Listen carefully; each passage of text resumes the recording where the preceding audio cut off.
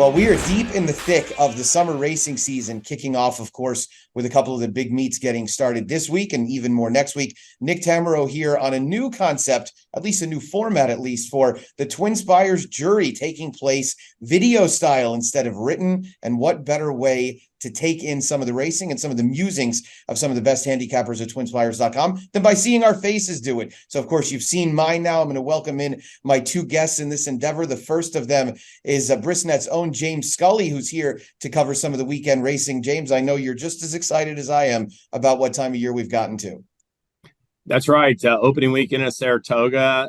Second half of the season's underway, and we got a 3 stakes on Saturday at Saratoga. Excited to talk about at least one of those with everybody, Nick.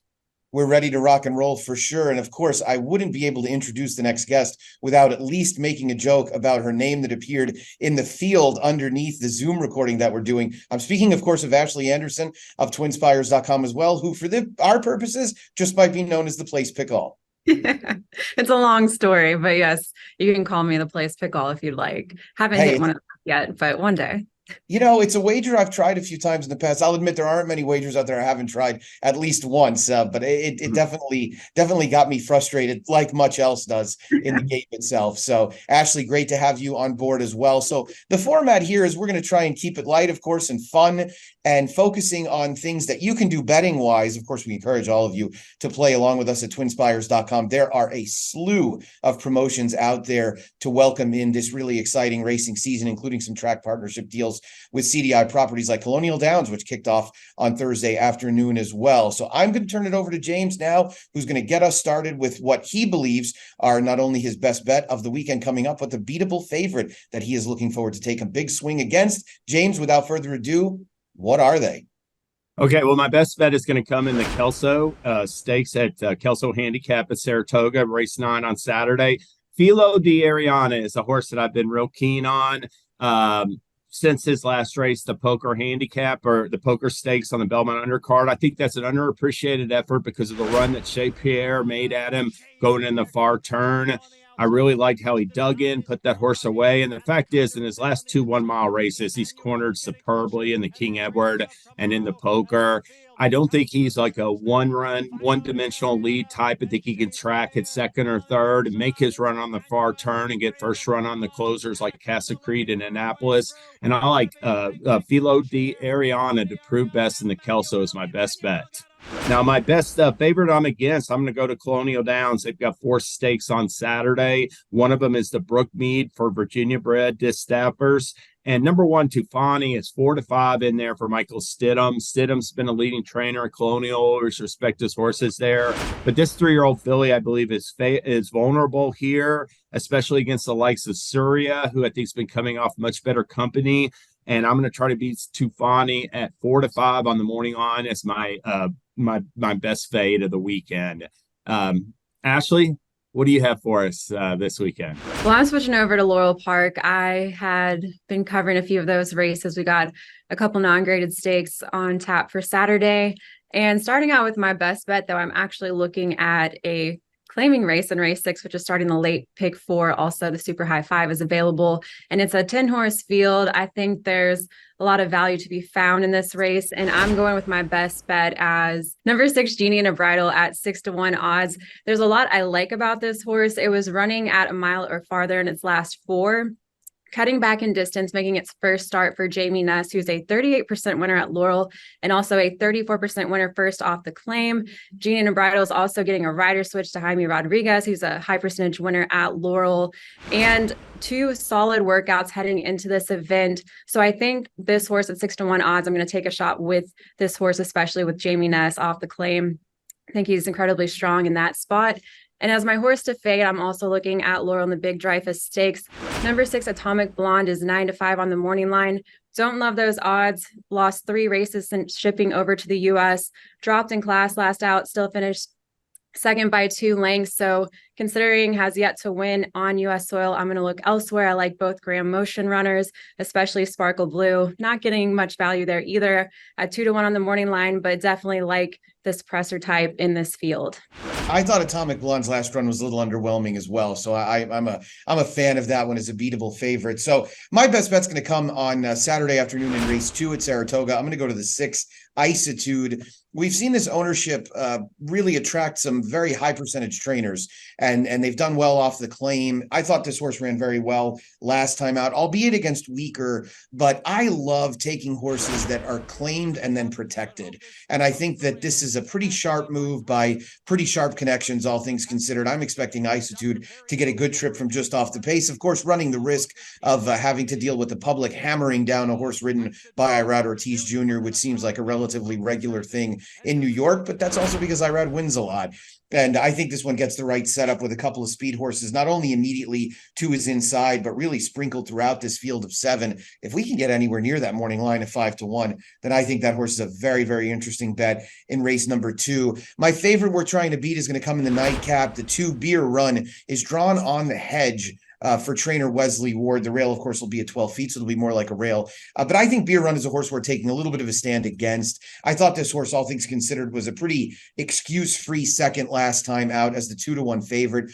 You're going to have to take about that price this time around. And I'm just not interested in a horse that so far has done really very little running to lead you to believe he should be that short a price favorite. And I think there's a huge alternative in here in number 4, Flat Top Box, who breaks a couple of doors to the outside. So Beer Run is going to be my favorite worth trying to beat. James, I wanted to ask you about that poker that you referenced, the race that FILO ARIANNA is coming out of. Emmanuel obviously got the job done in that race, coming from a little bit off the pace. You're not concerned at all about FILO ARIANNA getting any kind of pace-related trouble in here, because it does look like there's some speed signed on.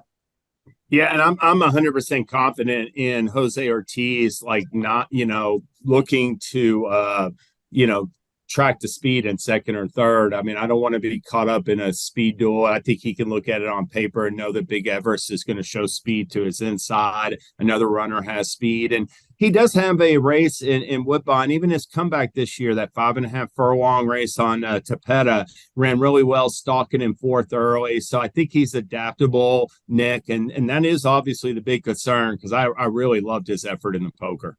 Yeah, I thought he ran very well. Where do you stand on the probable race favorite Annapolis, who, of course, is a Grade 1 winner, having taken the Shadwell Turf Mile last fall at Keeneland and then getting the opening verse win on Derby Week at Churchill Downs? Yeah, I mean, I have a lot of respect for Annapolis for sure. I thought he was in trouble in that race last time at Churchill Downs, and boy, that was a big race in the opening burst to prove Best by a head, especially considering it was his first race since the Breeders' Cup Mile. So I respect his chances, but a little bit of it as well is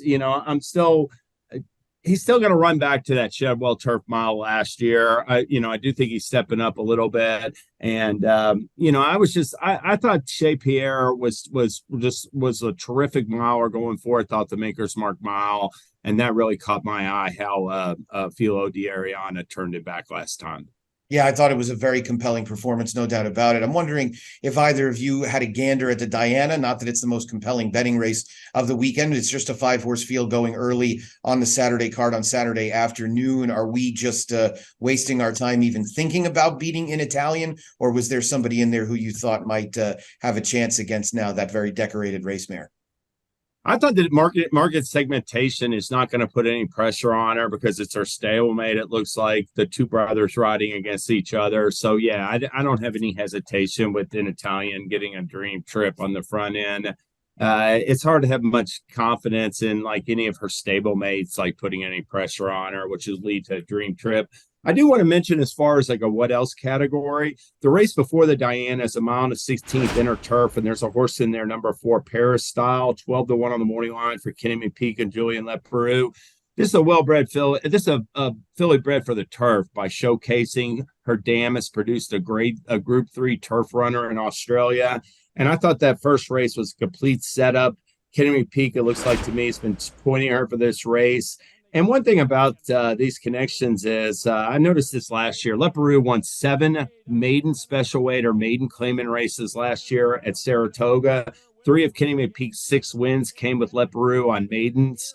And Leparoux, he booted home a couple big price. Gil Crease and Art Dream Bra were more than 20-1 on the morning line. So this filly, she's from the female family. Her dam's out of Unrivaled Bell. There's all these classy, unique Bella and stakes winners in that female family. Got the turf on top. And I look for Paris Style to run a good race in race 3 on Saturday. I like it. Ashley, what's in your what else category? Well, I was going to say, I'm totally with James. Got to go with an Italian, especially looking at that prime power figure. And in my what else, I'm looking at a maiden special weight at Saratoga as well, which is race 1. Not flashy on the morning line. It's 4-5 with Pirate, but I am intrigued by the fact that it's a son of Omaha Beach. And looking at this 2-year-old, I think this is a runner that has the pedigree to be on the Triple Crown Trail, and we'll have Irad Ortiz Jr. in the saddle for his debut, and Todd Pletcher as his trainer has a couple of solid works heading into this event. And out of a Medaglia d'Oro dam, Treasure, who also is the dam of National Treasure, who won the Preakness. So very intrigued by this horse, and we'll be watching it on debut at Saratoga.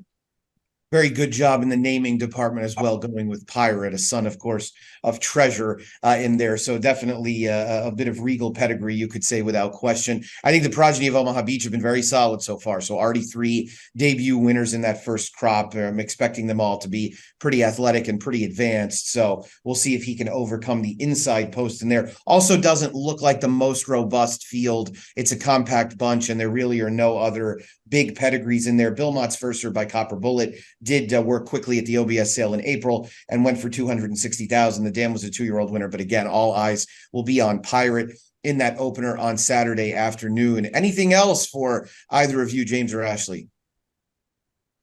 Well, no, that's about it. Just going to be watching closely for sure the action at Saratoga. Even paying a little attention to Colonial Downs, and excited for this time of year, Nick. We got these big 3-year-old stakes coming up and starting next week.